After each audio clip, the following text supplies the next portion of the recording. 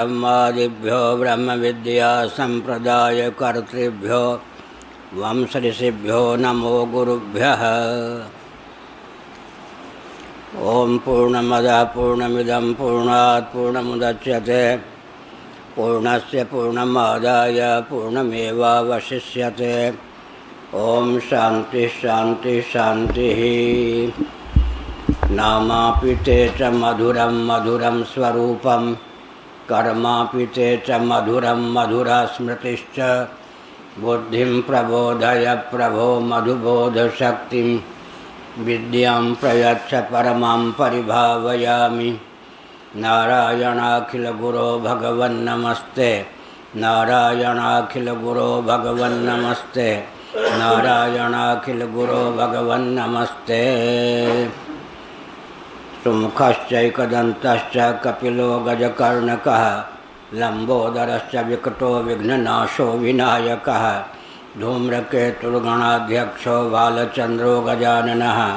द्वादशैतानि नामानि यः पठेत् शृणुयादपि विद्यारम्भे विवाहे च प्रवेशे निर्गमे तथा संग्रामे संकटे चैव विघ्नस्तस्य न जायते। श्रीमन्महागणाधिपतये नमः।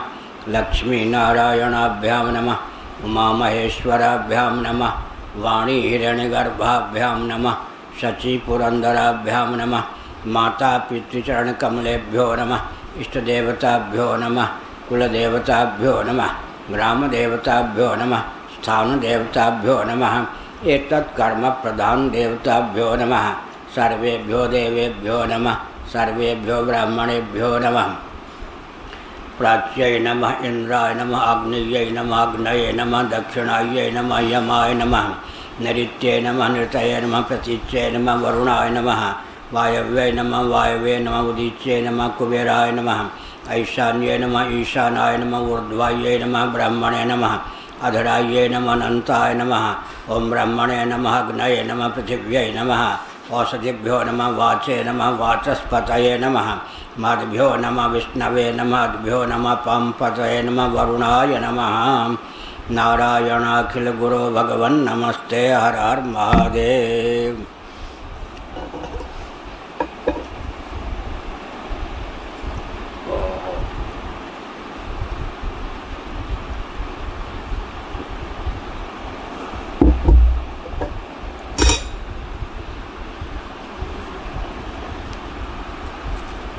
हरि गुरु करुणा के ये अमोघ प्रभाव से 25 वर्षों में ईशावास्योपनिषद से लेकर छांदोग्य उपनिषद तक शंकर भाष्य आनंद गिरि टीका सहित संपन्न हुई। भगवत कृपा से, गुरुओं की कृपा से अब बृहदारण्यक उपनिषद प्रारंभ करते हैं शंकर भाष्य और आनंद गिरि टीका सहित। शुक्ल यजुर्वेद से संबद्ध यह उपनिषद है, अतः इसका शांति पाठ मुक्तिकोपनिषद के अनुसार ओम पूर्णमदः पूर्णमिदं है। भगवत पाद शिवावतार शंकराचार्य भगवान, जो कि ईस्वी सन से 507 वर्ष पूर्व अवतीर्ण हुए, उन्होंने मंगलाचरण करते हुए लिखा: ओम नमो ब्रह्मादिभ्यो ब्रह्म विद्या संप्रदाय कर्तृभ्यो वंश ऋषिभ्यो नमो गुरुभ्यः। ओम यह मंगलवाचक शब्द है। ब्रह्मा जी के मुख से कल्प के प्रारंभ में ओम और अथ, इन दोनों शब्दों की स्वतः अभिव्यक्ति हुई, अतः ओम और अथ मंगलवाचक शब्द मान्य है। ओम योग दर्शन के अनुसार क्लेश कर्म विपाक आशय से परामृष्ट पुरुष विशेष ईश्वर का वाचक है। उपनिषदों के अनुसार ओम में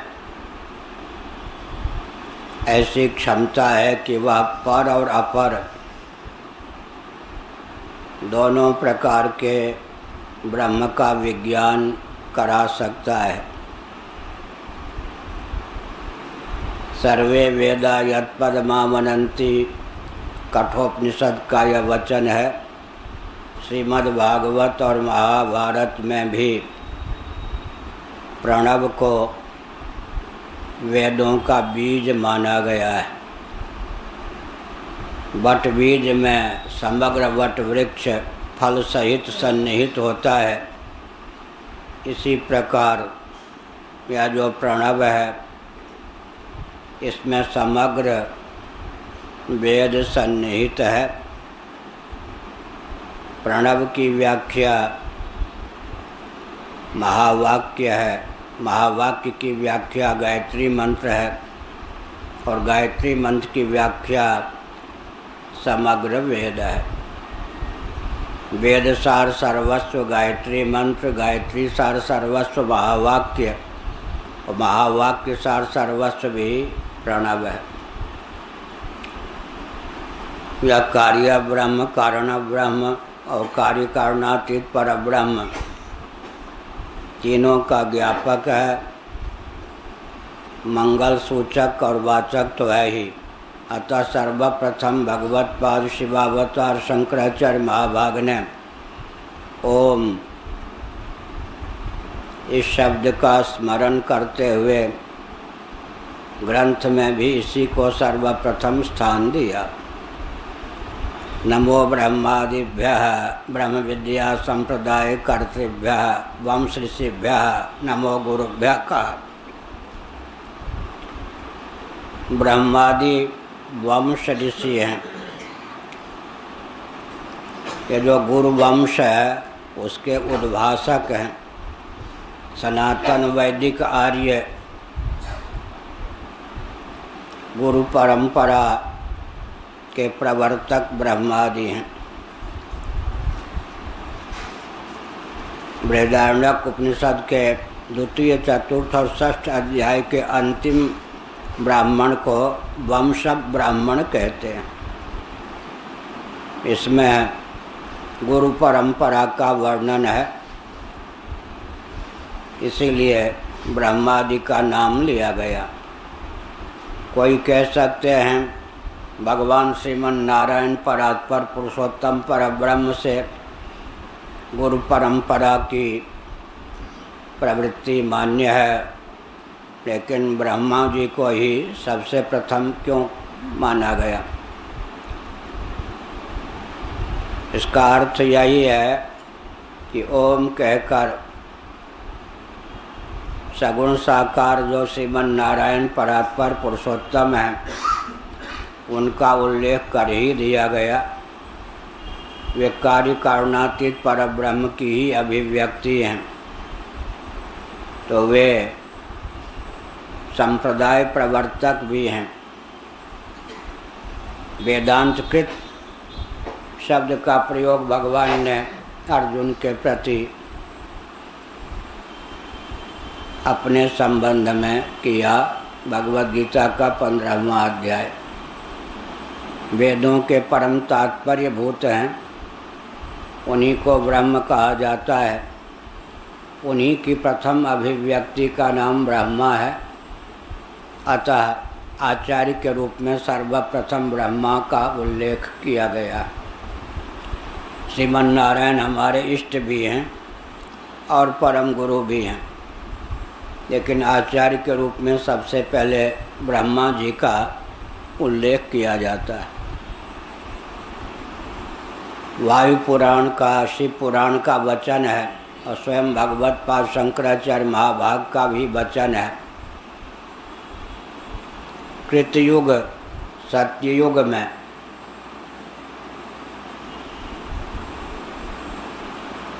ब्रह्मा गुरु होते हैं। त्रेता में वशिष्ठ गुरु होते हैं। द्वापर में कृष्ण द्वैपायन भगवान वेदव्यास गुरु होते हैं। कलयुग के संबंध में भगवान शिव ने कहा कि मैं ही गुरु होता हूँ। शिवावतार शंकराचार्य जी ने अपने बारे में कहा कि कलयुग में मैं गुरु हूँ। और यह भी कहा चतुरामनाय चतुष्पीठ पर विधिवत अभिषिक्त जो महान भाव होंगे, श्वेता स्वतर उपनिषद के अनुसार यथा देवे तथा गुरौ, वे मेरे ही स्वरूप माने जाएंगे। इस प्रकार चतुष्पीठ के मान्य आचार्य के रूप में शिव ही कलयुग में गुरु माने जाएंगे। दूसरा प्रकल्प यह भी है कि कृतयुग में या सतयुग में भगवान शिव के अवतार दक्षिणामूर्ति गुरु होते हैं। दक्षिणामूर्ति की क्या विशेषता होती है? कृतयुग में तुलसीदास जी ने लिखा सब ज्ञानी विज्ञानी, अधिकांश व्यक्ति ज्ञानी विज्ञानी होते हैं, मुमुक्षु होते हैं, विचारक होते हैं, साधन चतुष्टय संपन्न अंतर्मुख होते हैं। शिष्य बहुत प्रबुद्ध होते हैं कृतयुग में। वृद्ध से वृद्ध महर्षि भी प्रश्न करते हैं, लेकिन दक्षिणामूर्ति वचन के द्वारा नहीं, संकल्प मात्र से उनके हृदय में उनके प्रश्न का उत्तर दे देते हैं। मौन व्याख्यान इसका नाम दिया गया है। उस मौन व्याख्यान से ही शिष्यों का संशय छिन्न भिन्न हो जाता है। और यह प्रक्रिया वेदों की ही है, श्रीमद् भागवत की भी है। यो ब्रह्मांडं दधाति पूर्वम, इस मंत्र में कहा गया सर्ग के आरंभ में जो ब्रह्मा की रचना करते हैं, संकल्प मात्र से उनके हृदय में पूर्व सिद्ध वेद और उसका विज्ञान प्रेषित करते हैं, अभिव्यक्त करते हैं। श्रीमद् भागवत के प्रथम श्लोक में कहा गया तेने ब्रह्म हृदय आदि कवये मुह्यंत यत् सूरयः। विचार कुशल मनीषी भी जिस वेद के तात्पर्य को लेकर भ्रमित होते हैं, मोहित होते हैं, उस वेद को सच्चिदानंद स्वरूप सर्वेश्वर ने ब्रह्मा जी के हृदय में अभिव्यक्त कर दिया। तेने हृदय, श्रीधर स्वामी ने कहा मनसैव, भगवान का मन माया है, मायावृत्ति ही भगवान के संकल्प का स्वरूप है पंचदशी के अनुसार। और हमारा आपका मन ही है, मनोवृत्ति के द्वारा हम संकल्प करते हैं। इसीलिए श्रीमद् भागवत के एकादश स्कंद के 7वें अध्याय के 7वें श्लोक में कहा गया विद्धि माया मनोमयम। यह सृष्टि मायामयी है, मनोमयी है। जगत को तुम मायामय मनोमय समझो। ईश शिष्ट द्वैत प्रपंच की मायामयता सिद्ध है, जीव शिष्ट द्वैत प्रपंच रूप संसार की मनोमयता सिद्ध है। विद्धि माया मनोमयम।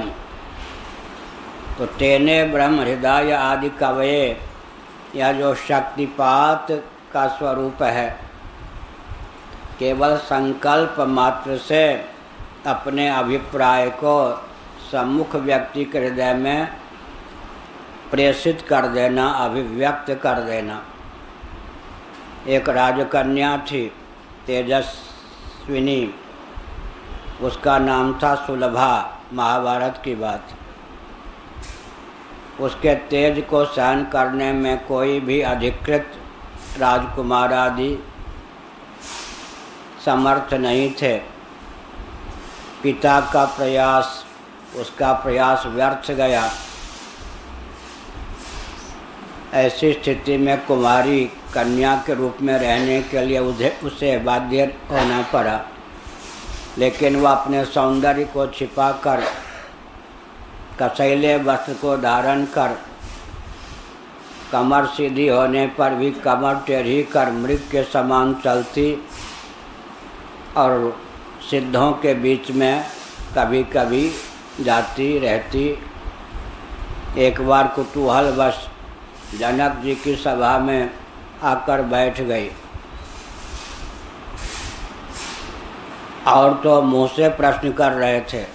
सुलभा ने सोचा कि मैंने अभी मुँह से प्रश्न किया तो क्या किया, संकल्प के द्वारा ही जनक के हृदय में प्रश्न कर दिया।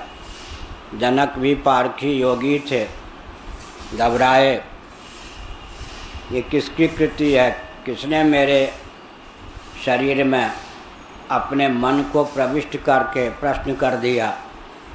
देखा तो लक्षण से समझ गई या जो सामने महिला है या जिस मुद्रा में बैठी है, लगता है इसी ने ऐसा किया है। वहाँ बहुत बड़ा संवाद है। तो वो सिद्ध योगिनी थी, उसने भी मन से ही संकल्प करके प्रश्न कर दिया। इसी शैली में दक्षिणामूर्ति क्या करते हैं, शिष्यों के मुख से निर्गत प्रश्नों का उत्तर प्रबुद्ध शिष्यों के हृदय में संकल्प मात्र से दे देते हैं। शिष्यों के संकल्प, संशय, इन सब का भेदन हो जाता है, छेदन हो जाता है। तो यह दक्षिणामूर्ति की विशेषता तो है ही, कृतयुग के साधकों की विशेषता है। जितनी सूक्ष्म प्रज्ञा शक्ति होती है, विशुद्ध प्राण शक्ति होती है, मुमुक्षा जितनी तीव्र होती है, उतना ही ऊंचा साधक माना जाता है। महायज्ञैश्च ब्राह्मीयम क्रियते तनु, यज्ञों के द्वारा, महायज्ञों के द्वारा, अंगन्यास के द्वारा, करन्यास के द्वारा, भूशुद्धि के द्वारा, भूत शुद्धि के द्वारा देहेंद्रिय प्राणांतकरण में ब्रह्म भावापत्ति की निष्पत्ति होती है। ब्रह्म तत्व के अधिगम के अनुकूल इनका शोधन होता है। मन निर्मल निश्चल दर्पण के समान विशुद्ध हो जाता है, स्थिर हो जाता है। तो हमने संकेत किया, यह कृतयुग के गुरु का वर्णन है, लेकिन त्रेता में भगवान दत्तात्रेय गुरु के रूप में अवतीर्ण होते हैं। भगवान विष्णु ही दत्तात्रेय के रूप में अवतीर्ण हैं। या ब्रह्मा विष्णु महेश तीनों का तेज दत्तात्रेय में सन्निहित है। श्रीमद् भागवत आदि ग्रंथों में दत्तात्रेय और प्रहलाद, यदु आदि के संवाद का वर्णन है। दत्तात्रेय जिस सूत्र शैली में बोलते हैं, उसी से साधकों मुमुक्षुओं के शंका का समाधान हो जाता है। क्योंकि कृतयुग की अपेक्षा त्रेता में प्रज्ञा शक्ति, प्राण शक्ति कुछ मंद पड़ जाती है। इसलिए गुरु को कुछ अधिक प्रयास करना पड़ता है। दक्षिणामूर्ति जहाँ मौन व्याख्यान के द्वारा ही संशय का उच्छेद करने में समर्थ हैं, वहाँ समर्थ होने पर भी शिष्यों के स्तर को देखते हुए दत्तात्रेय भगवान सूत्र शैली में उत्तर देते हैं। द्वापर में उभय सम्मत सिद्धांत है कि भगवान वेदव्यास ज्ञानावतार भगवान विष्णु की ही अभिव्यक्ति मान्य है, वे गुरु हैं। द्वापर में साधकों का स्तर दुर्बल होता है, द्वापर और कल की संधि में कलयुग के प्राणियों को भी ध्यान में रखकर भगवान वेदव्यास बहुत परिश्रम करते हैं। अष्टादश पुराण, अष्टादश उपपुराण, अष्टादश औपपुराणों की रचना करते हैं। महाभारत शत संहिता की रचना करते हैं। यहाँ तक कि 60 लाख श्लोकों वाला महाभारत भी बनाते हैं। 60 लाख श्लोकों वाला जो महाभारत है, असित, देवल, सुखदेव, नारद आदि महानुभाव गंधर्व पितृ देवलोकों में उसकी व्याख्या करते हैं। मर्त्यलोक के लिए शत सहस्री 1 लाख श्लोकों वाला महाभारत रचते हैं वेदव्यास जी। 1 लाख श्लोकों वाले या 60 लाख श्लोकों वाले महाभारत में आख्यायिका शून्य सिद्धांत के प्रतिपादक श्लोक कुल 24,000 हैं। गायत्री मंत्र में छंद की दृष्टि से 24 अक्षर हैं। तो मूल महाभारत 24,000 श्लोकों का है। आजकल जो महाभारत सुलभ है उसमें वो 24,000 श्लोक संलग्न है। उनमें इतिहास आख्यायिका न होकर केवल सिद्धांत है। अब रह गई बात कलयुग की। कलयुग में शंकराचार्य गुरु के रूप में अवतीर्ण होते हैं। ईस्वी सन से 507 वर्ष पूर्व यह शिव के अवतार मान्य है। इनको भगवान वेदव्यास की अपेक्षा भी अधिक परिश्रम करना पड़ता है। अल्पायु होने पर भी प्रस्थानत्रयी पर भाष्य लिखते हैं, प्रकरण ग्रंथों की रचना करते हैं, पद्यात्मक ग्रंथों की रचना करते हैं, शास्त्रार्थ करते हैं, पदयात्रा करते हैं, कभी कभी कहीं कहीं आकाश मार्ग नभो मार्ग से गमन करते हैं। धर्म की रक्षा के लिए मंडन मिश्र जैसे शिष्य को प्राप्त करने के लिए परकाय प्रवेश भी उनको करना पड़ता है। अथक परिश्रम करना पड़ता है। भगवान शंकराचार्य कुल 8 वर्ष की आयु लेकर आते हैं। सप्तर्षियों के अनुग्रह से 16 वर्ष की आयु प्राप्त करते हैं। भगवान वेदव्यास के अनुग्रह से 16 और अर्थात 32 वर्ष की आयु प्राप्त करते हैं। शंकराचार्य को बहुत परिश्रम करना पड़ता है क्योंकि कलयुग के प्राणियों का उद्धार बहुत कठिन है और कलयुग के साधकों का स्तर भी कुछ द्वापर की अपेक्षा भी न्यून होता है। अब हम लोग इस समय 2500 वर्ष से पूर्व 2500 वर्ष के पूर्व जो शंकराचार्य हुए उनके बाद के आचार्य हैं। न उस प्रकार की प्रज्ञा शक्ति है न प्राण शक्ति है, लेकिन इतना तो अवश्य है कि शंकराचार्य से भी अधिक परिश्रम हम लोगों को करना पड़ता है क्योंकि 2500 वर्षों में समाज का स्तर और गिर गया। तो मैंने यह इसलिए कहा कि ग्रंथ का प्रारंभ है गुरुओं की महिमा, गुरुओं के परिश्रम, जिन्होंने सत संप्रदाय की रक्षा की का ज्ञान होना चाहिए। कल भी मैंने गजपत जी और कलेक्टर जो आए थे एक साथ यहाँ मिलने, उनसे कहा कि इस कल्प में 1,97,29,49,117 वर्ष हमारी गुरु परंपरा के व्यतीत हो रहे हैं। भगवान शंकराचार्य की दृष्टि से विचार करें तो अभी 2500 वर्षों से अधिक पुरानी हमारी परंपरा है, लेकिन भगवान शंकराचार्य 10वें स्थान पर गुरु परंपरा में होते हैं। इस सर्ग में 1,97,29,49,117 वर्ष गुरु परंपरा के हो गए।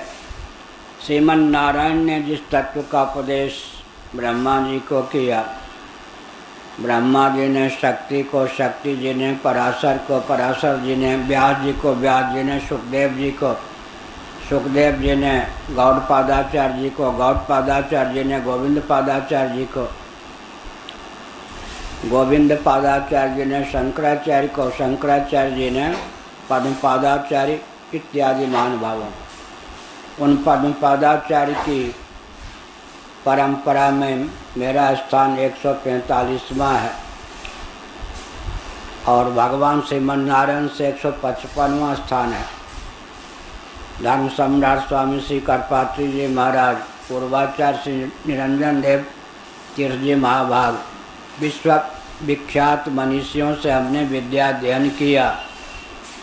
तो कल मैंने बताया इतनी पुरानी परंपरा से प्राप्त जो विद्या है, अगर सरकार और समाज हमारे मन को उलझाने का प्रयास करे, कुछ करने धरने की स्थिति न रहने दे और अपने साथ ही इस परंपरा प्राप्त ज्ञान विज्ञान को लेकर हम चल जाएं, इससे अधिक विश्व की क्या क्षति हो सकती है। यह दुख की बात है। काम तो कुछ नहीं है भारत में, लेकिन चर्चा है।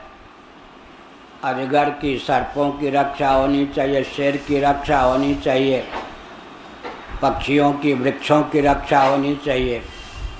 तो सबसे महत्वपूर्ण क्या है जी? सनातन परंपरा प्राप्त वेद विज्ञान की रक्षा होनी चाहिए।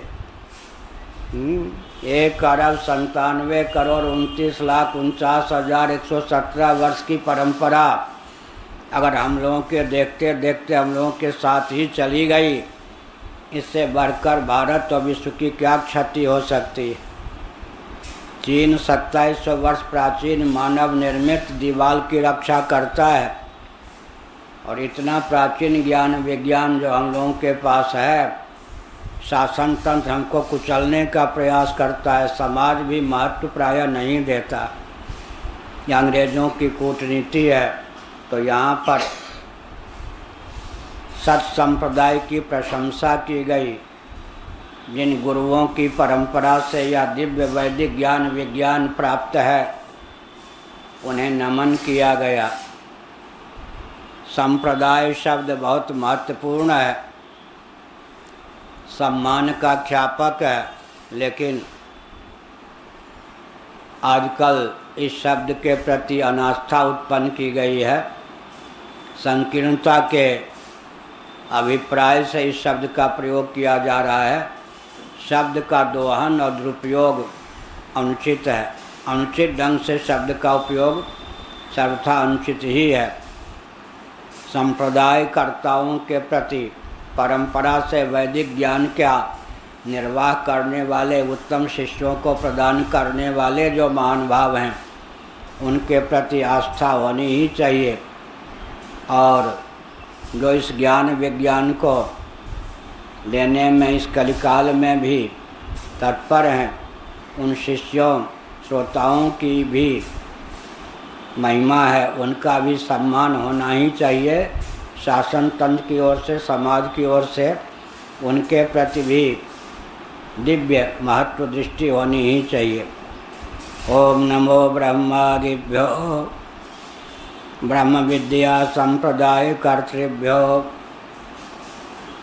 ब्रह्म विद्या अध्यात्म विद्या विद्या नाम भगवान श्री कृष्ण का वचन है। विद्या ही का ब्रह्मगति प्रदाया सा विद्या या विमुक्तये, श्रीमद्भागवत प्रश्नोत्तरी आदि का वचन है। तो विद्या में सबसे उत्कृष्ट है अध्यात्म विद्या। इसी का नाम है पराविद्या, जिसके द्वारा ब्रह्मात्म तत्व का अधिगम होता है, वह ब्रह्म विद्या है। ब्रह्म को बताने वाली, आत्म रूप से उद्दीप्त करने वाली विद्या ब्रह्म विद्या है। कस्मिन् ज्ञाते विज्ञाते सर्वं विज्ञातम भवति, कस्मिन् विज्ञाते सर्वमिदं विज्ञातम भवति। किसके ज्ञान से यह नाम रूप कर्मात्मक समग्र जगत जाना जाता है। एकस्मिन् विज्ञाते इदं सर्वं विज्ञातम भवति, यह भी उपनिषद है। उस एक ब्रह्मात्म तत्व के विज्ञान से समग्र जगत कार्य कारणात्मक जगत का विज्ञान हो ही जाता है। इसका अर्थ क्या होता है? जैसे मंद अंधकार में निपतित रज्जु खंड के विज्ञान से सर्पधारा माला भूषित दंडादि का विज्ञान हो ही जाता है, वैसे ही सर्वाधिष्ठान सर्वातीत ब्रह्म तत्व के विज्ञान से सृष्टि का विज्ञान हो जाता है। अतः ब्रह्म विद्या के संप्रदाय को करने वाले, उद्भाषित करने वाले, गुरु परंपरा से ख्यापित करने वाले जो वंश ऋषि हैं, उन गुरुओं को नमस्कार है। क्योंकि गुरु गोविंद और ग्रंथ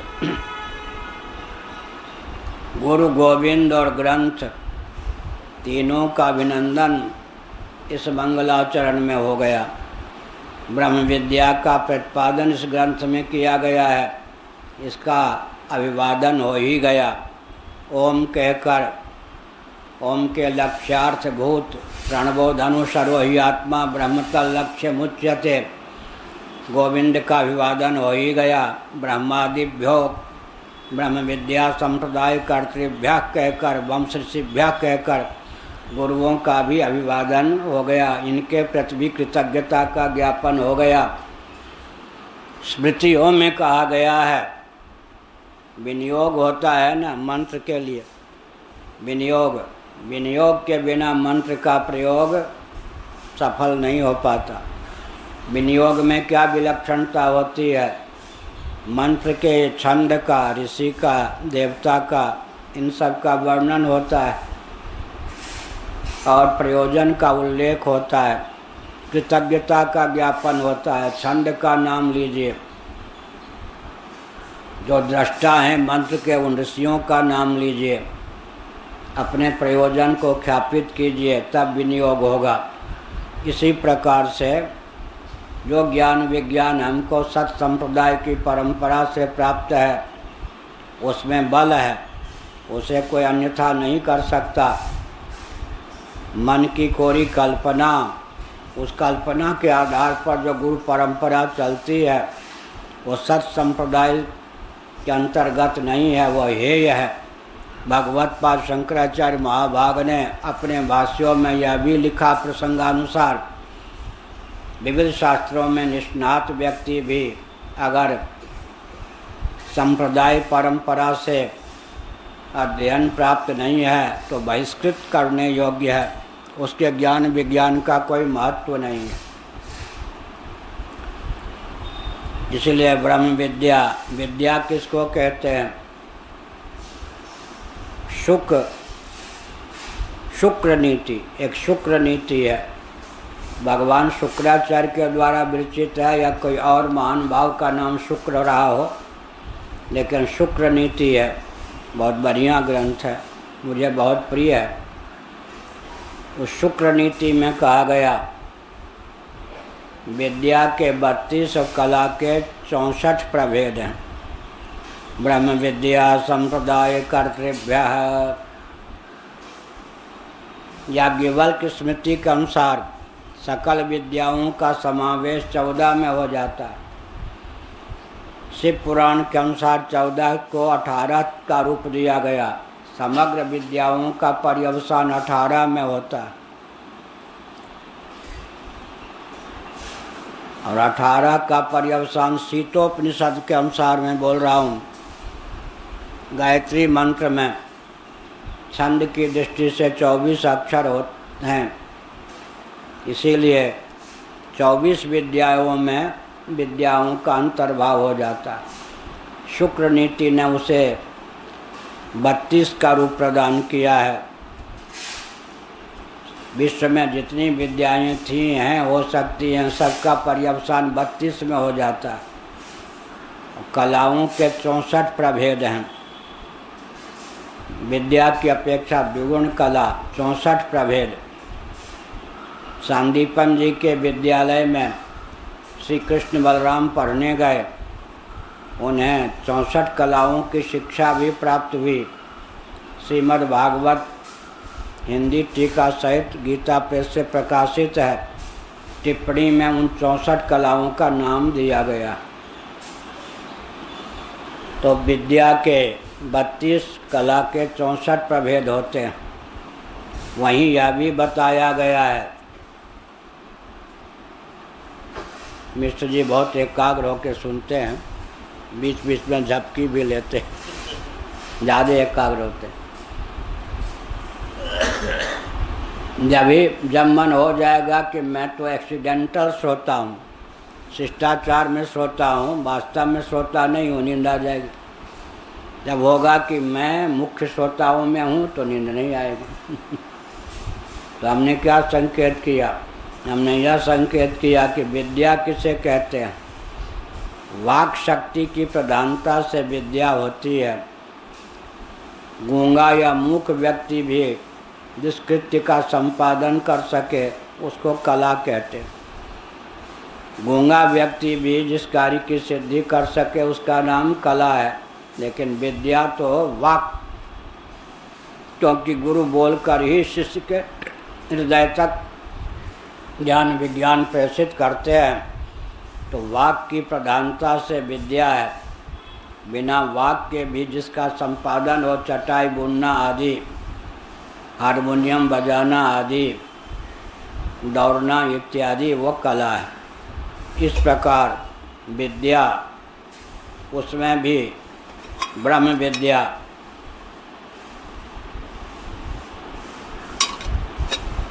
अज्ञानम यदतोन्यथा, जिस विद्या के बिना अन्य जितनी विद्याएं हैं वह ज्ञान के रूप में परिणत होती हैं, उस विद्या का नाम ब्रह्म विद्या है।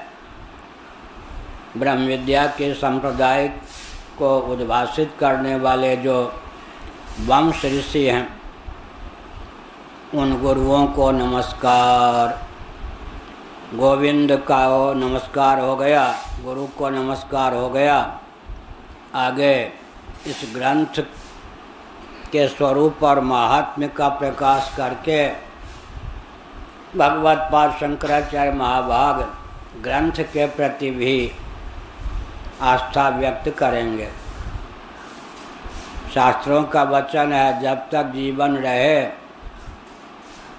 3 की वंदना करनी चाहिए। अद्वैत बोध हो जाने पर भी द्वैत बुद्धि से। वेदांत, गुरु और ईश्वर, गुरु गोविंद और ग्रंथ, यावत जीव आजीवन भी कहते हैं। गुरु, ग्रंथ और गोविंद तीनों के प्रति कृतज्ञता व्यक्त हो, तभी यह विद्या टिकती है। नहीं तो भुक्तये न तो मुक्तये, भोग में हेतु हो जाती है। वेदांती होकर बोलते रहो, मोक्ष नहीं हो पाता। अपने गुरु के प्रति जो कृतज्ञ नहीं है उसको यह विद्या पचती नहीं। ग्रंथ के प्रति कृतज्ञ नहीं है तो उसको यह विद्या पचती नहीं। गोविंद के प्रति अनुरक्त नहीं है तो उसको यह विद्या पचती नहीं। अतः गुरु, गोविंद और ग्रंथ तीनों के प्रति अंतिम सांस तक आस्था हो, कृतज्ञता हो। अद्वैत तत्व का बोध हो जाने पर भी इन तीनों के प्रति आस्था स्वभाव सिद्ध है, होनी भी चाहिए। उषा वा अश्वस्य इत्येवमाद्या वाजसनेयी ब्राह्मणोपनिषद। शुक्ल यजुर्वेद से संबद्ध यह उपनिषद है, इसलिए वाजसनेयी ब्राह्मणोपनिषद है। वाजपेयी कहते हैं ना, वाजपेयी। अश्व का नाम है वाज। आगे 3-4 नामों का उल्लेख होगा, अश्व के नामों का उल्लेख होगा। देवता का वाहन बने तब क्या नाम होता है, असुरों का वाहन बन जाए तब अश्व का नाम क्या होता है। गंधर्वों का वाहन बने या असुरों का वाहन बने तब क्या नाम होता है, और मनुष्यों का वाहन बने तब क्या नाम होता है। अश्वमेध याग भी है जिसमें अश्व का उपयोग होता है, विनियोग होता है, और पूषा व अश्वस्य कहकर इस उपनिषद का प्रारंभ भी किया गया। तो इन मंत्रों के द्वारा, ब्राह्मण के द्वारा, ब्राह्मण वचनों के द्वारा इस वाजस्नेयी ब्राह्मण रूप उपनिषद का प्रारंभ है।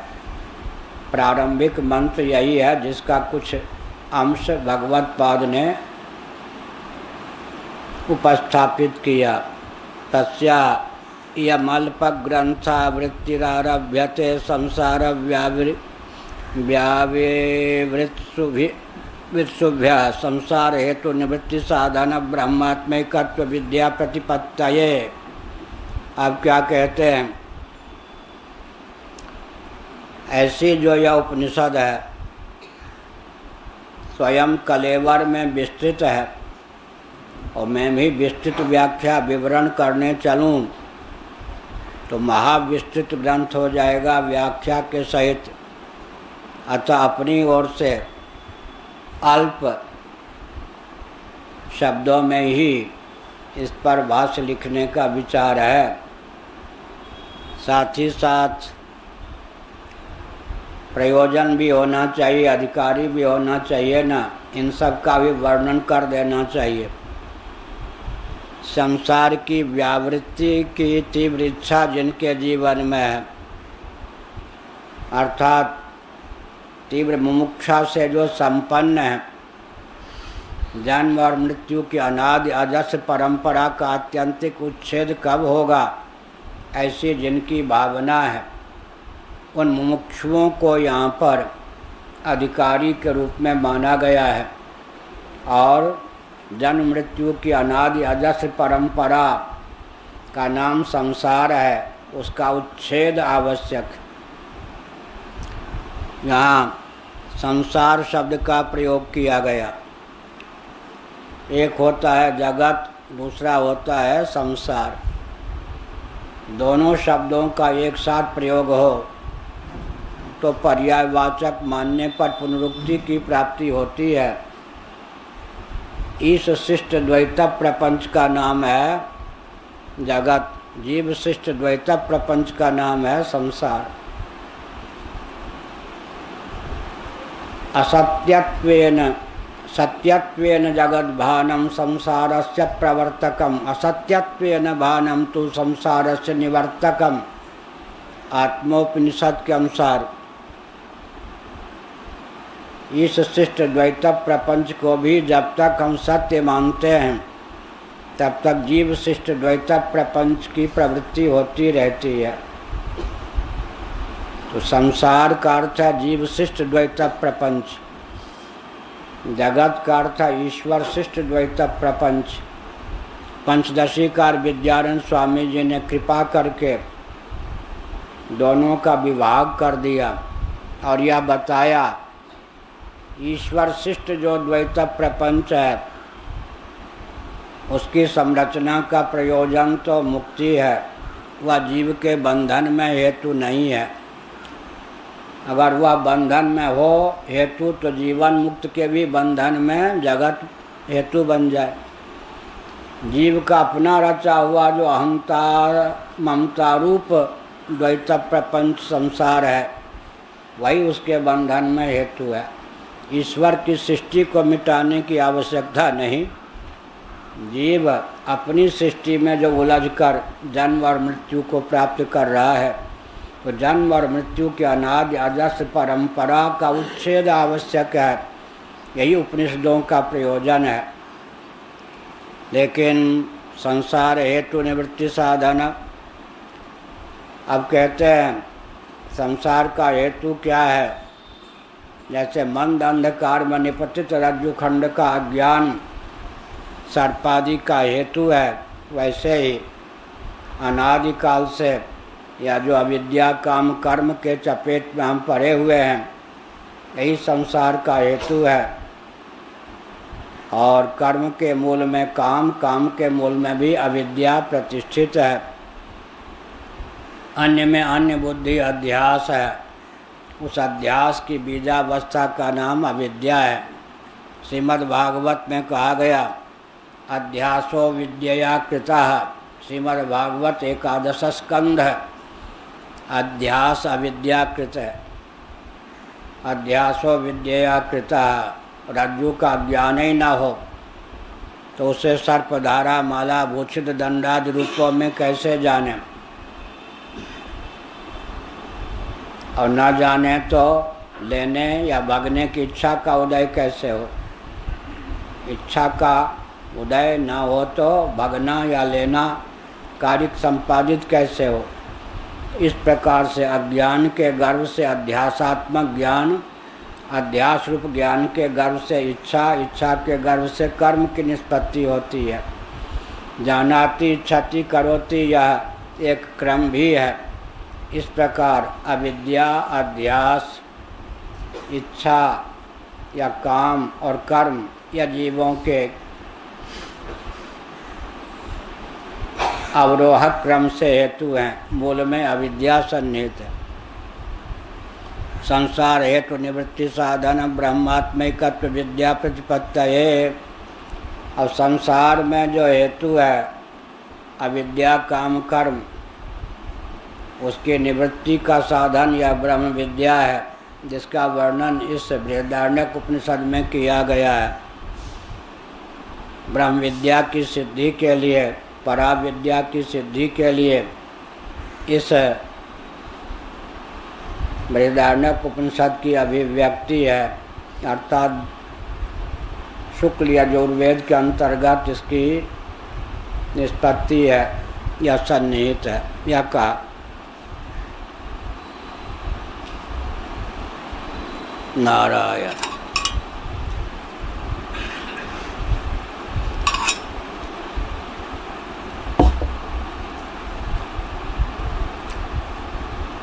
सेयं ब्रह्म विद्योपनिषद शब्दवाच्या। यह जो ब्रह्म विद्या है, वेदों का शिरोभाग जो उपनिषद है, इस नाम से कही जाती है, प्रसिद्ध है। ब्रह्म विद्या को ही उपनिषद शब्द के द्वारा कहते हैं। उपनिषद शब्द के द्वारा वाच्या ब्रह्म विद्या है। उपनिषद वेदों का शिरोभाग। ईशावास्य उपनिषद यजुर्वेद के का 40वां अध्याय, 39 अध्याय तक उपनिषद नहीं, 40वां अध्याय जिसमें ईशावास्यम इत्यादि मंत्र हैं, उन्हीं का नाम उपनिषद है। ईशावास्योपनिषद पर भाष्य लिखते समय भगवान भाष्यकार शंकराचार्य महाभाग ने बताया, ईशादि मंत्रों को ही उपनिषद क्यों कहा गया। पूर्व के अध्यायों में जितने मंत्र हैं उनका नाम उपनिषद क्यों नहीं कहा गया। तो भगवत पाद ने वहाँ जो उत्तर दिया उसे भी हृदयंगम करने की आवश्यकता है। कर्मों में विनियुक्त जो मंत्र या ब्राह्मण होते हैं उनका नाम उपनिषद नहीं होता। विनियोग का बहुत महत्व होता है। प्रकरण कुछ भी हो, मंत्रों का अर्थ कुछ भी हो, विनियोग कहाँ है यह देखा जाता है। बेटी दूसरे घर की हो, विवाह चौवे घर में हो, तो विनियोग कहाँ हो गया, दूसरे का चौवे में। पांडे घर की बेटी हो, नीचे क्यों ले जाए। ब्राह्मण घर की बेटी ब्राह्मण घर में जाए, इसलिए कह रहा हूँ। पांडे घर की बेटी हो, पाठक घर में विवाहिता हो गई, उसका विनियोग कहाँ हो गया। कश्यप गोत्र की बेटी हो और वत्स गोत्र उसके वर से विवाह हो गया, अब उसका गोत्र क्या हो गया? वत्स। क्षिप्रा का विलय विनियोग कहाँ होता है? चंबल में। चंबल का विलय या विनियोग कहाँ होता है? यमुना में। यमुना का विलय या विनियोग कहाँ होता है? गंगा में। गंगा का विलय या विनियोग सागर में। यह विलय अच्छे से अच्छे विद्वान का विनियोग कहाँ हो जाता है? धन मान की किंकरता में। धनी मानी व्यक्ति खरीद लेते उनको। उनकी विद्या का विनियोग कहाँ हो गया? अराजक तत्वों के पोषण में। जिसका यशोगान नहीं करना चाहिए उसके यशोगान में। गणानान्त्वा अश्वमेध के प्रकरण का यह मंत्र है, लेकिन विनियोग होता है गणेश जी की पूजा में। किस मंत्र का कहाँ विनियोग है? तो कर्मों की संपादन में जिन मंत्रों का उपयोग हो गया, कर्मकांड में प्रयुक्त और विनियुक्त जो मंत्र हो गए, उनका नाम उपनिषद नहीं होता, क्योंकि उपनिषद शब्द का जो अर्थ व्याकरण की दृष्टि से सिद्ध होता है वह उनमें चरितार्थ नहीं होता। विसरण, गति और अवसादन उपनिषद के 3 अर्थ है।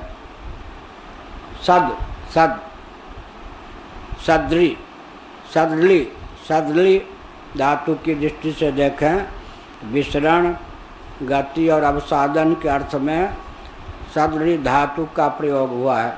उपनिषद में जो अंतिम है सद, उसको लेकर का एक बहुत ऊंची बात है। ऋग्वेद के 10वें मंडल में एक सूक्तम है, नासदी सूक्तम। उस पर जो शयनाचार्य का भाष्य है, उसकी बृहद टीका अपने यहाँ से प्रकाशित है, दूसरा संस्करण भी प्रकाशित हो गया। उसकी व्याख्या भगवत कृपा से हमने की है। अपने यहाँ का सबसे पहला ग्रंथ वही, बहुत चर्चित है वो। दर्शन, विज्ञान, व्यवहार तीनों दृष्टि से व्याख्या की गई है। हमारे पूज्य गुरुदेव के भाष्य का भी उसमें अनुवाद है, नासदी सूक्तम में जो उनका भाष्य है। पूरे विश्व में ये जो 7 मंत्र हैं, सृष्टि के स्वरूप और उसकी संरचना को लेकर महत्वपूर्ण हैं, लेकिन नासदी सूक्तम में जो 7 मंत्र हैं उनका नाम उपनिषद नहीं है, क्योंकि वहाँ विनियोग करने वाले मंत्र हैं। कर्म में विनियोग है, हमने विनियोग भी लिखा है उसमें।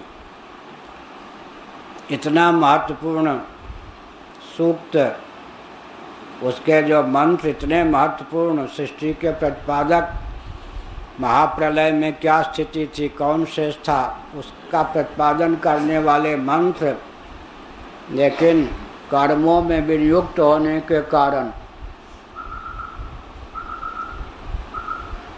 उनका नाम उपनिषद नहीं।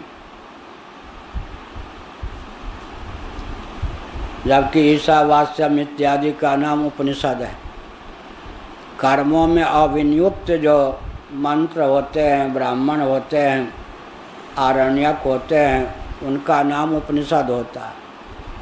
अब पूर्व पक्ष प्राप्त हुआ, कहीं कहीं विनियोग का वचन न होने पर भी विनियोग की कल्पना कर ली जाती है प्रकरण के बल पर। इसका उत्तर भगवान शंकराचार्य ने दिया।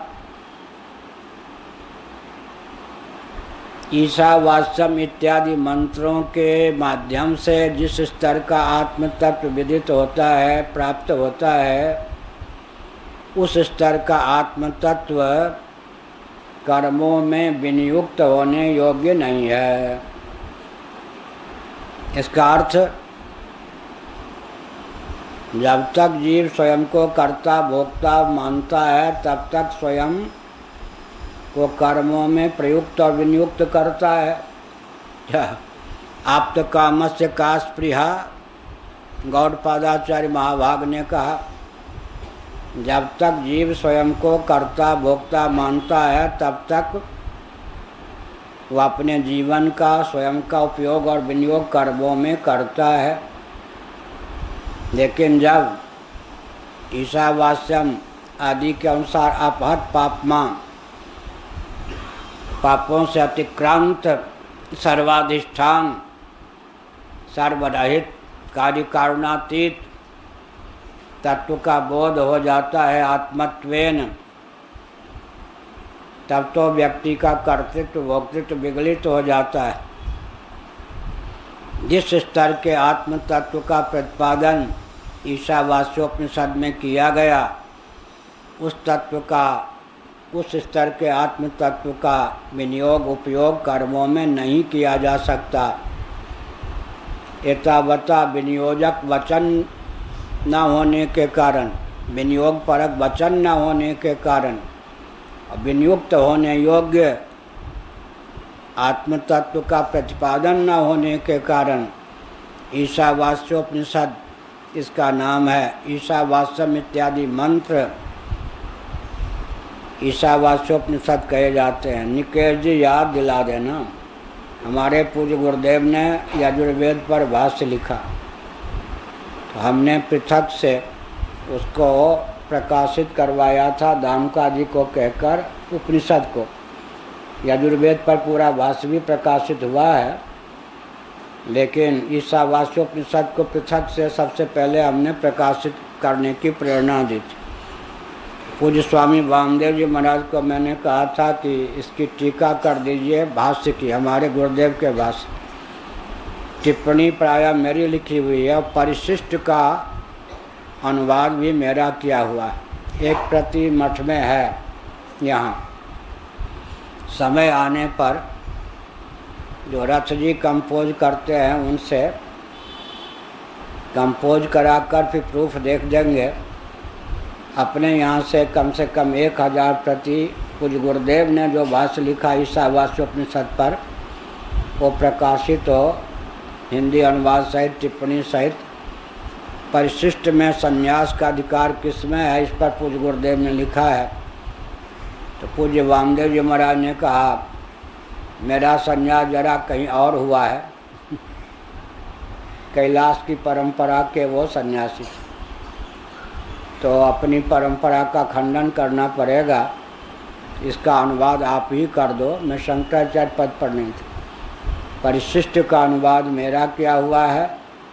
फिर पूर्वाचार्य जी को मैंने फिरोजाबाद के कार्यक्रम में दिखाया था, उन्होंने उस अनुवाद की, मैंने जो परिशिष्ट का अनुवाद किया बहुत ही प्रशंसा की। परिशिष्ट के अनुवाद के सहित टिप्पणियों के सहित वो ग्रंथ है, अपने यहाँ से प्रकाशित होना चाहिए। तो यहाँ पर कहा यह भी जो उषा व अश्वस्य आदि वचन हैं, इनकी उपनिषद संज्ञा है। यद्यपि कोई कह सकता है परसों जैसा कहा गया छांदोग्य उपनिषद में 8 अध्याय हैं, 6ठा 7वां 8वां अध्याय ही उपनिषद है, ऐसा तो नहीं। लेकिन ब्रह्म विद्या का साक्षात वर्णन 6ठे 7वें 8वें अध्याय में ही है। बाकी पहले से लेकर 5वें अध्याय तक तो विविध कर्मोपासना का वर्णन है। फिर 5 अध्याय छांदोग्य उपनिषद के जो पहले से 5वें तक हैं, वो भी उपनिषद में परिगणित क्यों हैं? तो उनका विनियोग 6ठे 7वें 8वें अध्याय में जो ब्रह्म विद्या की में है, ब्रह्म विद्या का वर्णन है, उसमें कर दिया गया। तो कर्म परक उपासना परक जो वचन हैं, वो भी ब्रह्म विद्या में विनियुक्त होने के कारण उपनिषद हैं।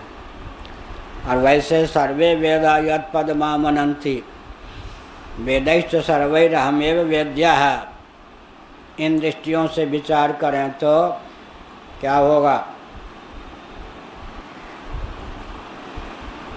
संपूर्ण वेद, चाहे कर्म कांड परक हो, उपासना कांड परक ही क्यों ना हो, उनके द्वारा ब्रह्मात्म तत्व ही वेद्य है, क्योंकि परोवरीय क्रम से उस ब्रह्म तत्व के अधिगम की योग्यता प्राप्त कराने में ही उपनिषद के अतिरिक्त जो वचन कर्म कांड परक उपासना कांड परक हैं उनका सन्निवेश है। इस दृष्टि से तो उपनिषदों के अंगभूत ही कर्मकांड उपासना कांड परक वचन हैं, लेकिन जहाँ पर कर्मकांड परक उपासना कांड परक वचनों का विनियोग ब्रह्म विद्या में नहीं है साक्षात, वहाँ पर उनकी उपनिषद संज्ञा नहीं है। जबकि छांदोग्य उपनिषद के पहले से 5वें अध्याय तक में साक्षात ब्रह्म विद्या का वर्णन न होने पर भी ब्रह्म विद्या की अभिव्यक्ति की पात्रता में उन मंत्रों का उपयोग हुआ है। अतः 5 अध्याय के मंत्र भी उपनिषद पदवाच्य हैं। सेयम ब्रह्म विद्योपनिषद शब्दवाच्य, या जो ब्रह्म विद्या है या उपनिषद शब्द से कही जाती है, माने वाच्य है, कही जाने की पात्रता रखती है। तत्पराणाम सहेतो संसार से अत्यंतावसादनात्, उपनिषद का अर्थ ही होता है, जैसा कि मैंने बताया, विसरण गति अवसादन। इसमें भी उपनिषद शब्द का जो वास्तविक तात्पर्य है एकाएक व्यक्त नहीं होता, आपाततः आंशिक दुख की निवृत्ति भी हो गई ना, तो उपनिषद का एक अंश जीवन में प्रतिष्ठित हो गया। देह त्याग के बाद स्वर्ग की प्राप्ति हो गई ना, तो शिथिल हो गया या नहीं। विसरण गति अवसादन, कम से कम 5000 वर्षों के लिए किसी को स्वर्ग प्राप्त हो गया, तो 5000 वर्षों की अवधि में जन्म और मरण के चक्रव्यूह से बच गए या नहीं, क्या? तो स्वर्ग की प्राप्ति भी आंशिक उपनिषद अर्थ है, क्योंकि 5000 वर्ष में कदाचित स्वर्ग न प्राप्त हुआ होता, तो 5000 वर्ष में चींटी चींटे के या मनुष्य के कितने जन्म हमारे हो जाते। तो साक्षात ब्रह्म की समुपलब्धि आत्मत्वेन हो तो उपनिषदार्थ है ही, लेकिन स्वर्ग की प्राप्ति भी हो गई तो आंशिक उपनिषदार्थ है। पूज्य गुरुदेव ने इंदिरा गांधी के शासनकाल में, इमरजेंसी पीरियड में, आपातकाल में प्रवचन में कह दिया एक बार, कष्ट सहा नहीं जाता, अरे राम, बोलने पर भी प्रतिबंध, ऐसा शासन। अरे श्रोताओ, पूज्य गुरुदेव ने कहा, 700 कम से कम हम लोग श्रोता थे, काशी की बात। अरे श्रोताओ, कम से कम इतना पुण्य तो अर्जित कर लो कि जब तक कलयुग है तब तक जन्म न हो। नरक है नरक, अरे राम, बोलने पर भी प्रतिबंध। इमरजेंसी, जो बोलना चाहे राष्ट्र के हित में उसकी वाणी पर भी ताला। ये पूज्य गुरुदेव के शब्द। कम से कम इतना पुण्य अर्जित कर लो श्रोताओ कि कलयुग जब तक है तब तक जन्म न लेना पड़े, उतने समय तक स्वर्ग में रहना। तो भगवान शंकराचार्य ने कहा उपनिषद, उसमें जो सद धातु की बात है जिसको मैंने बताया, सादृली विसरण गति अवसादन के अर्थ में है। कम से कम 5000 वर्षों के लिए स्वर्ग मिलता है। 5000 वर्ष के लिए ही स्वर्ग जिसको मिल गया, वैसे तो शाश्वती समाह, तो कम से कम 5000 वर्षों के लिए जिसको स्वर्ग मिल गया, 5000 वर्षों में कमर में दर्द, पेट फूलना, गैस होना, खांसी, जुकाम और जन्म और मृत्यु, इन सब के चपेट से तो मुक्त हो गए। और ईंधन, दाल बनाओ, चावल बनाओ, बाटी बनाओ, डालमा बनाओ, खाने वाले को मज़ा आता है, बनाने वाले को पूछो गर्मी में भट्टी में।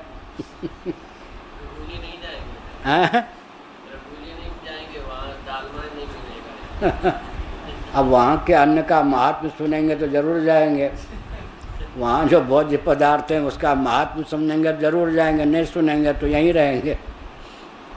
हमने क्या कहा, उपनिषद का पूर्ण अर्थ प्रकट हो जाए तब तो सदा के लिए जन्म मृत्यु की अनादि अनंत अजस्र परंपरा का उच्छेद हो जाए, लेकिन आंशिक उपनिषद तो जीवन काल में भी प्राप्त है। अब धन मान की किंकरता नहीं है, वो हर बात में चिढ़ता है क्या? धन मान की किंकरता नहीं है तो गिड़गिड़ाता है, हर बात में चिढ़ता, अंगूठा दिखा दो तो मरने मारने के लिए तैयार तो नहीं होता। जो क्रोधी नहीं है, कामी नहीं है, लोभी नहीं है, उपनिषद का आंशिक अर्थ तो उसके जीवन में है या नहीं? कामजन्य पीड़ा ज्वर, कामद ज्वर से, क्रोधक ज्वर से, लोभक ज्वर से मुक्त है या नहीं? अच्छा, स्वस्थ है, उपनिषद का आंशिक अर्थ उसके जीवन में है। और स्वर्ग मिल गया तो उपनिषद का आंशिक अर्थ जन्म मरण की परंपरा का इतने समय के लिए क्या हो गया? अवरोध हो गया।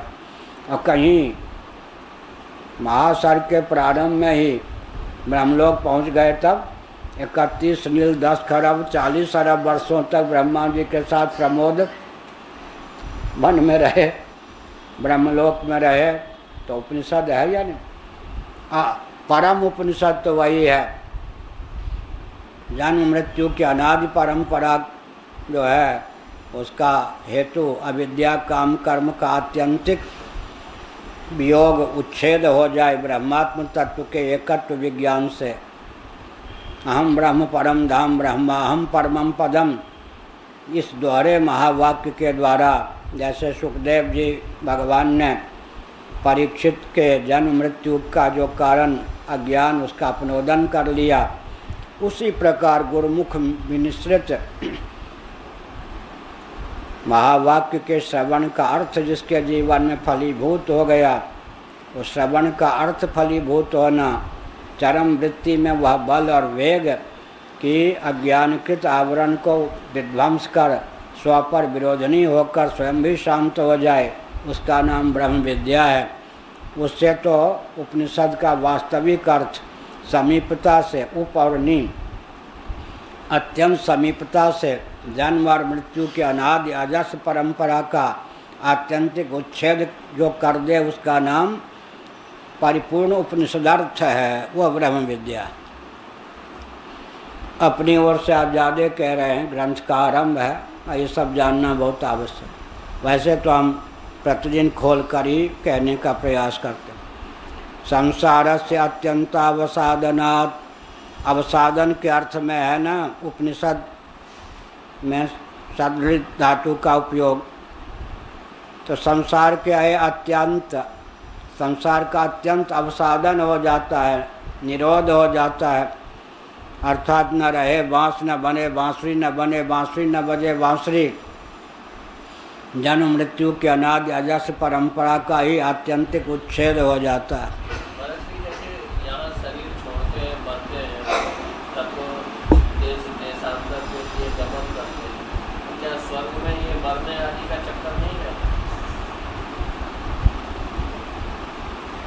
पंचाग्नि विद्या का वर्णन छांदोग्य उपनिषद में है, बृहदारण्यक में है, उसकी व्याख्या छांदोग्य की यहाँ हो चुकी है। अब मान लो स्वर्ग में 5000 वर्ष की आयु प्राप्त हुई, आयु का भी अंकन है ना। भारत की जो मुद्रा है और डॉलर में, नेपाल की मुद्रा में अंतर है। भारत के रुपये और डॉलर अमेरिकन दोनों में अंतर है ना। ऐसे ही पितर होते हैं, देवता होते हैं, ब्रह्मा होते हैं, बीच में मनु आदि का भी वर्णन कहाँ पर है? मनुस्मृति। किसी के लिए शुक्ल पक्ष कृष्ण पक्ष,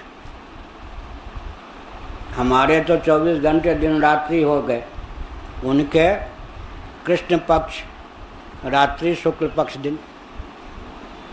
क्या हमारे 24 घंटे, वहाँ कितने घंटे हो गए? 30 दिन ना, 30 दिन हमारा एक दिन वहाँ, क्या मतलब कृष्ण पक्ष को आप मान लिया, रात्रि शुक्ल पक्ष को दिन। अब उसके बाद चलो उत्तरायण दक्षिणायन। दक्षिणायन रात्रि है किन्हीं के लिए, उत्तरायण दिन है। एक वर्ष जिसको हम कहते हैं 12 महीने, हमारे 24 घंटे हो गए, उनके 12 महीने 24 घंटे के बराबर हो गए। अब ब्रह्मा जी की दृष्टि से विचार करें तो 1000 बार चारों युग चक्कर लगा लें तो ब्रह्मा जी के 12 घंटे व्यतीत हुए। 2000 बार चारों युग चक्कर लगा लें तो ब्रह्मा जी का एक दिन हुआ। 4,32,000 को 10 से गुणा कर दीजिए, एक चतुर्युग की आयु हो गई। उसको 100 से गुणा कर दीजिए तो 1 सहस्त्र चतुर्युग की आयु हो गई। उसको 2 से गुणा कर दीजिए तो ब्रह्मा जी के 24 घंटे हो गए। उस 24 घंटे को 100 वर्ष बनाइए तो कितने होंगे? 31 नील 10 खरब 40 अरब वर्ष। हमने गणित करके रखा है। तो मान लो इंद्रलोक में ही गए तो वहाँ मर्त्यलोक की दृष्टि से 5,000 वर्ष मान लो वहाँ पर रहना पड़ा। 5,000 वर्ष की सीमा में जन्म मरण का चक्रव्यूह कट गया। अब वहाँ से जो गिरेंगे पुण्य क्षीण होने पर तो सोमात्मक शरीर चंद्रमंडल में होते हैं ना, वो चंद्रमंडल के अंतर्गत हो। स्वर्गीय शरीर कैसा होता है? सोमलता सार सर्वस्व। चंद्र सोमात्मक शरीर होता है, चंद्रमा चंद्र प्रधान शरीर होता है। यहाँ पर कोई दुखद शोकप्रद सूचना मिलती है तो व्यक्ति का शरीर पसीना पसीना हो जाता है, जबकि हमारा शरीर पृथ्वी प्रधान है, पार्थिव प्रधान है। वहाँ का शरीर सोमात्मक होता है। जब देवलोक के देवदूत सुनाते हैं, जैसे हवाई जहाज़ से यात्रा कीजिए, सावधान, कमर कस लीजिए, नागपुर आपका गंतव्य स्थान आने वाला है, अब यह वायुयान नागपुर की ओर उतरने वाला है।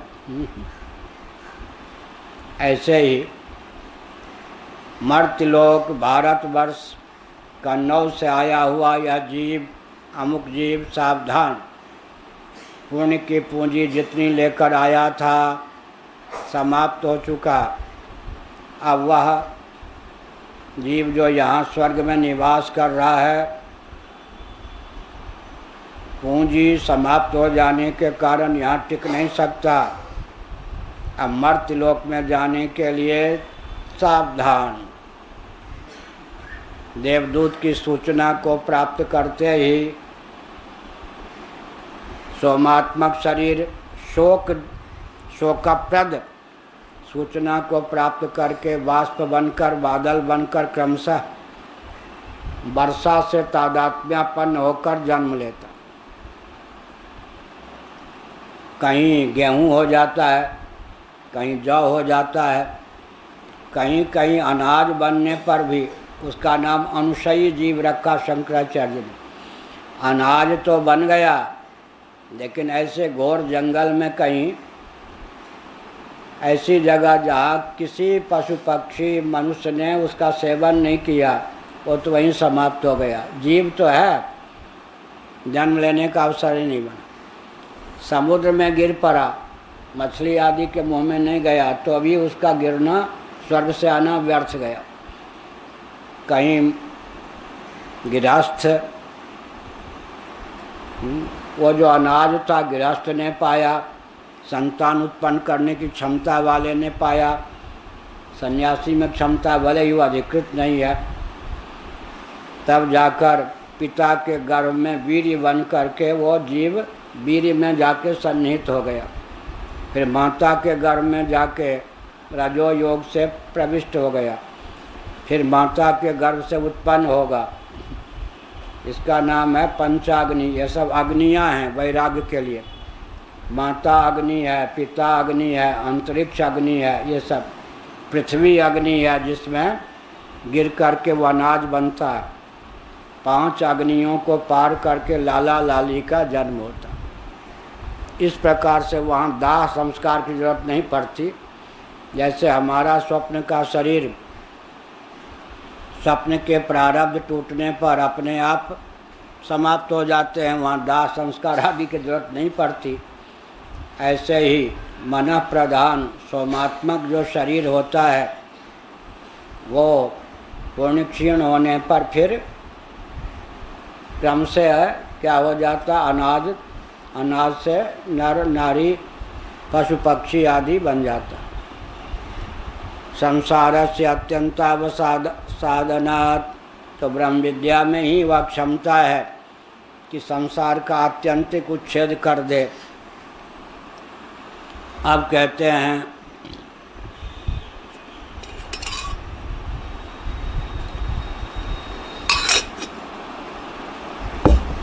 उपनी पूर्वस्य सदेह तदर्थत्वात्।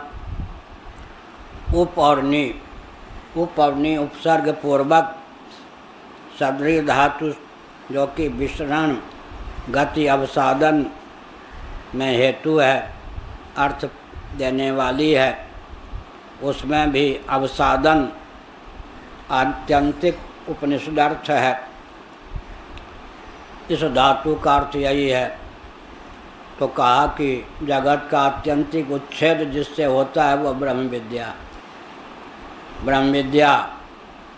विद्या जिस जो गुरु देते हैं या जिस ग्रंथ के माध्यम से ब्रह्म विद्या का उपदेश करते हैं, उनके ऋण से कोई ऋण हो सकता है? नहीं हो सकता। कृतज्ञ होना चाहिए। तादर्थ्याद ग्रंथोप्युपनिषद उच्यते। अब कहते हैं ग्रंथ का नाम उपनिषद क्यों हुआ? ग्रंथ तो मोक्ष देगा नहीं सीधे।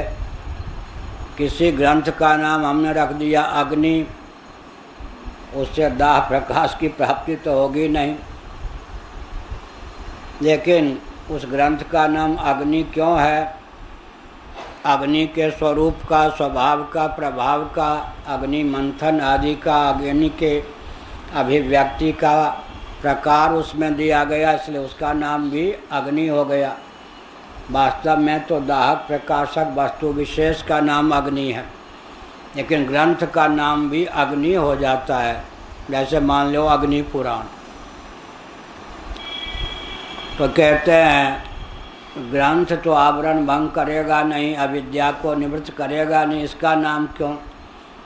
उस विद्या का जिसके द्वारा संसार का आत्यंतिक उच्छेद होता है, इसमें निरूपण होने के कारण, तदर्थ होने के कारण ग्रंथ विशेष का नाम भी उपनिषद है। वास्तव में तो चरम वृत्ति का नाम उपनिषद है। छांदोग्य श्रुति का महावाक्य या बृहदारण्यक है। छांदोग्य श्रुति का महावाक्य तत्वमसि, फिर अहम ब्रह्मास्मि, फिर प्रज्ञानम ब्रह्म ऋग्वेद ऐत्रेय, फिर अयमात्मा ब्रह्म।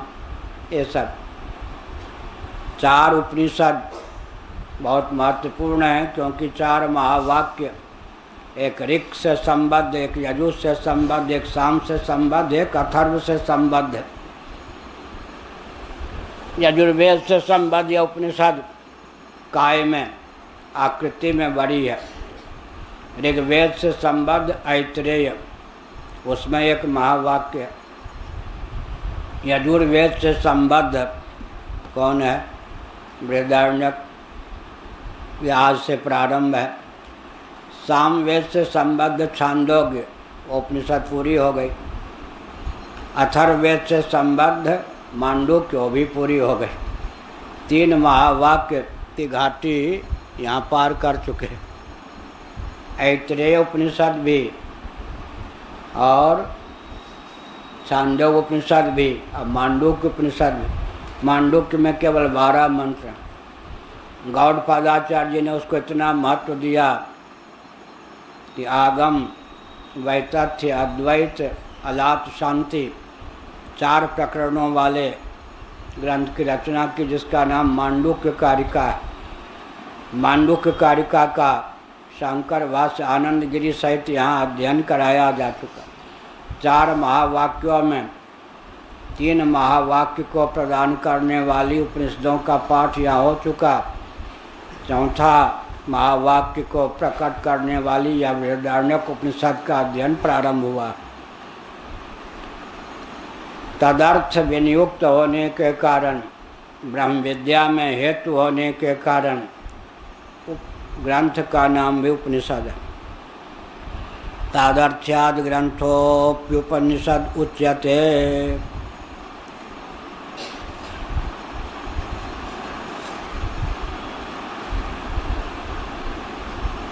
अब पृष्ठ 5 पर, यही ना, चौथे पर तो टीका ही टीका है। मोटे अक्षरों में 5 पर है। सेयम षडध्याय्यरण्येनुच्यमानत्वादारण्यकम्। बृहदारण्यक में बृहत के साथ आरण्यक शब्द क्यों लगा है? आरण्य से बना है आरण्यक। लो जी, इस मठ की उपनिषद न होने पर भी इस मठ से संबद्ध तो है, क्योंकि इस मठ के सन्यासी अरण्य होते हैं और वन होते हैं। यहाँ क्या संप्रदाय ही लुप्त हो गया। हम कुछ बोल ना दें इसलिए बहुत से भाव रोकने पड़ते। मान्य शंकराचार्यों का जो दायित्व है उधर तो ध्यान ही नहीं। कुछ बोलूं तो भी खतरा ही है। कम से कम बैठ करके विचार करना चाहिए कि 10 नामी संन्यास का लोप हो रहा है। हुआ या नहीं? सबके सब ब्राह्मण और दंडी स्वामी थे या नहीं? जब शंकराचार्य जी ने कहा है, लिखा है, आएगा ब्राह्मण का ही संन्यास में अधिकार है, न कि क्षत्रिय आदि का। विधि निषेध दोनों से वर्णन किया। अब 10 नामी सन्यासियों में दंडी स्वामी कितने रह गए? तीर्थ नामा, आश्रम नामा, सरस्वती नामा, भारती नामा होते थे श्रृंगेरी के शंकराचार्य। अब उन्होंने भी अपने को तीर्थ ही कर लिया है। अब रह गए तीर्थ नामा सन्यासी गिने चुने, आश्रम नामा सन्यासी, सरस्वती नामा सन्यासी। अब कल्पना करो कि स्वामी अखंडानंद सरस्वती जी महाभाग सरस्वती नामा सन्यासी थे। कल्पना कीजिए वे ही एकमात्र दंडी स्वामी होते, सरस्वती नामा सन्यासी, और दंड छोड़ देते तो सरस्वती नामा सन्यासियों का संप्रदाय विलुप्त होता या नहीं? द्वारका से संबद्ध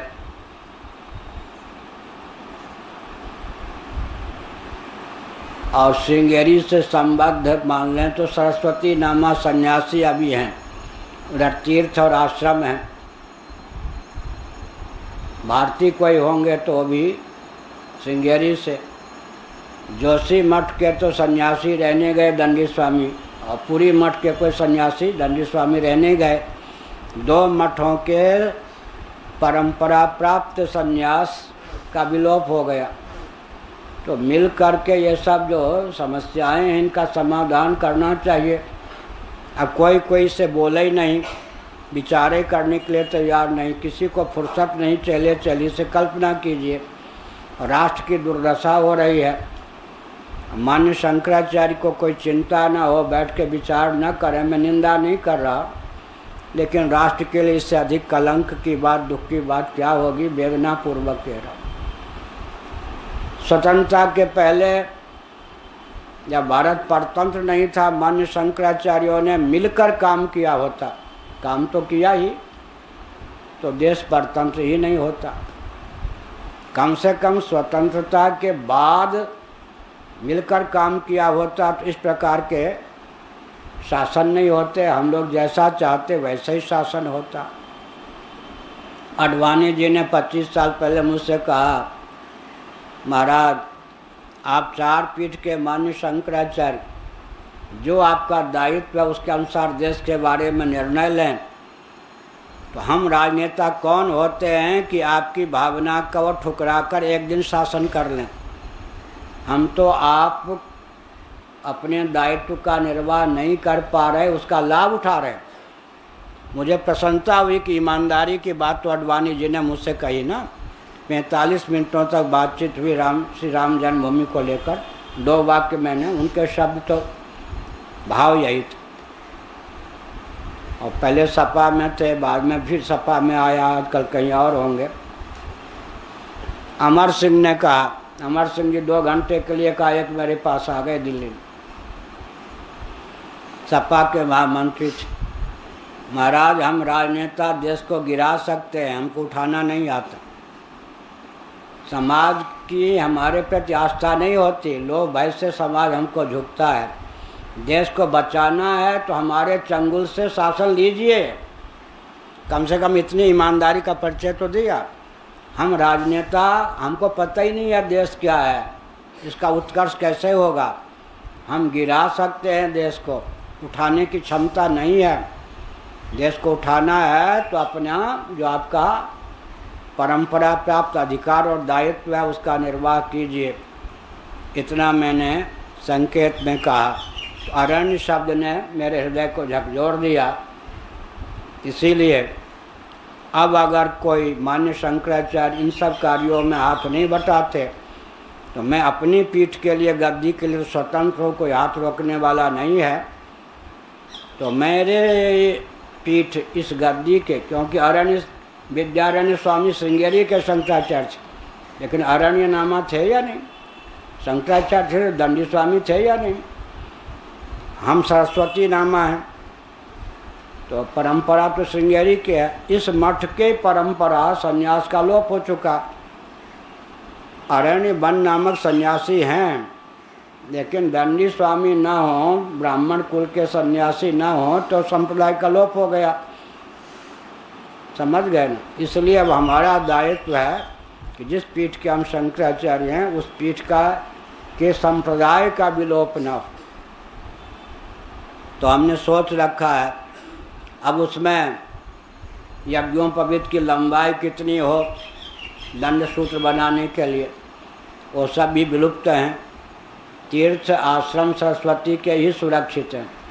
तो गणित के हिसाब से हमको मिल गया है मार्ग। तो मान लीजिए वन वैभवारण्य सरस्वती हमने किसी का नाम रख दिया, तो सरस्वती तो रख दिया, अंत में वन और अरण्य भी आ गए। वन वैभवारण्य किसी का नाम रख दिया तो हमारे दोनों मठ के, इस मठ के दोनों सन्यासियों ही संप्रदाय का विलोप तो रुक जाएगा। और हमारा जो दायित्व, हम अपने क्षेत्र में तो स्वतंत्र हैं ही, अपनी पीठ को लेकर अपने क्षेत्र में निर्णय लेने में तो हमारा कोई हाथ रोक नहीं सकता। तो हमने यह संकेत किया। अब जोशी मठ के जो मान्य शंकराचार्य हैं उनका भी दायित्व होता है कि सागरनामा, गिरिनामा, पर्वतनामा, जो भी उनके दशनामी संप्रदाय में सन्यासियों में लुप्त हो गई परंपरा ब्राह्मणों की, दंडी स्वामियों की, उसको उद्भाषित करें। इन सब तथ्यों की और मान्य शंकराचार्यों का ध्यान जाना चाहिए कि हमारी परंपरा ही लुप्त हो जाएगी तो विश्व का क्या होगा। तो अरण्य शब्द को सुनकर यह सब भाव आया। आरण्यकम, अरण्य में उपदेश दिया गया, अरण्य विद्या है। ये तो अर्जुन बहुत भाग्यशाली थे कि रण विद्या, अरण्य में, वन में सर्वस्व परित्याग करके जो विद्या मिल सकती थी, रणभूमि में रथ पर, रणभूमि में रथ पर प्राप्त कर ली। ये तो अर्जुन का भाग्य, भगवान श्री कृष्ण का अनुग्रह है। यह अरण्य विद्या, अरण्य विद्या होने के कारण इसको आरण्यक कहते हैं। बृहदारण्यक क्यों कहते हैं? बृहत्वाद परिमाणतः, परिमाण में यह अन्य उपनिषदों के अनुसार 10 उपनिषदों में अन्य उपनिषदों की अपेक्षा बृहत काय है, इसलिए बृहत कहते हैं। बृहत होती हुई अरण्य है, बृहदारण्यक, इसलिए बृहदारण्यक कहते हैं। बृहत होती हुई अरण्य में उपदिष्ट होने के कारण, अरण्य अभिव्यंजक संस्थान होने के कारण 10 उपनिषदों में आकृति में, कलेवर में, परिमाण में बृहत होने के कारण इसका नाम बृहदारण्यक है। तस्यास्य कर्मकांडेन संबंधो विधीयते। अब कहते हैं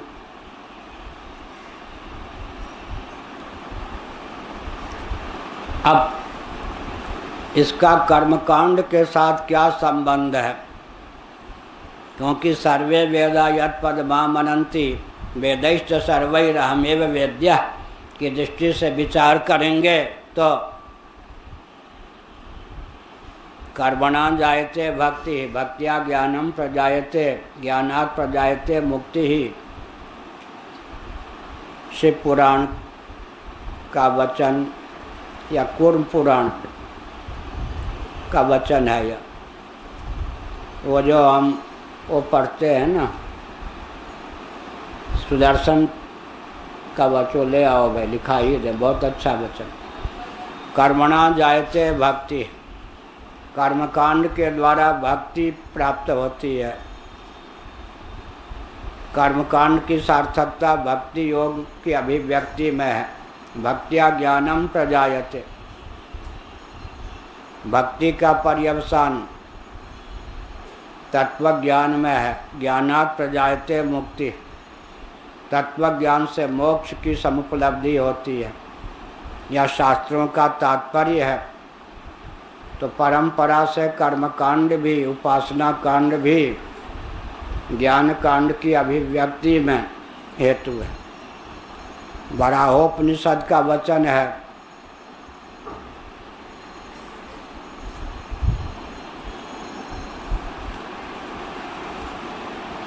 हाँ, शिव पुराण का वचन मैंने ठीक है कहा। कर्मणा जायते भक्ति,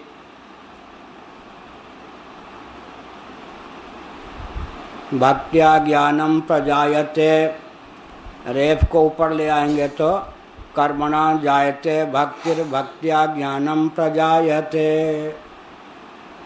कर्मणा जायते भक्तिर भक्त्या ज्ञानम प्रजायते,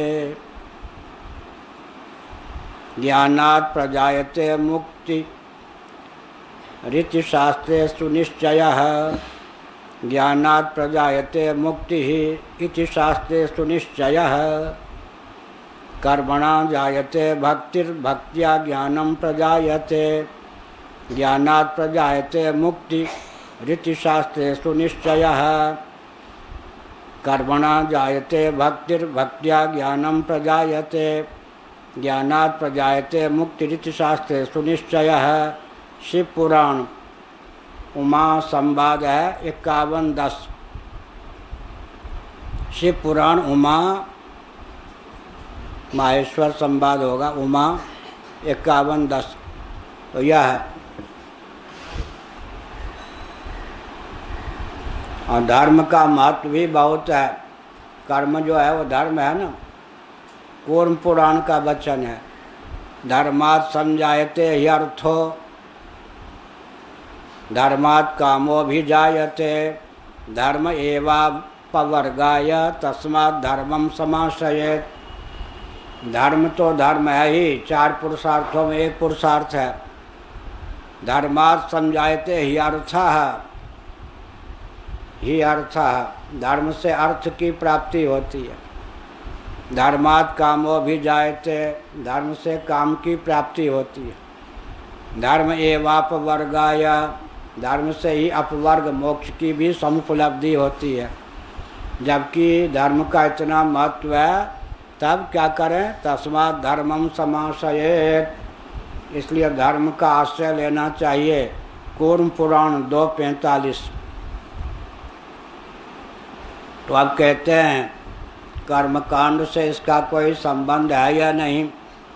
संबंधो विधीयते, संबंध है, क्योंकि वराहोपनिषद में कहा गया स्ववर्णाश्रम धर्मेण तपसा हरितोषणात् साधनं प्रभवेत् पुंसां स्ववर्णाश्रम धर्मेण तपसा गुरुतोषणात् साधनं प्रभवेत् पुंसां वैराग्यादि चतुष्टयम्।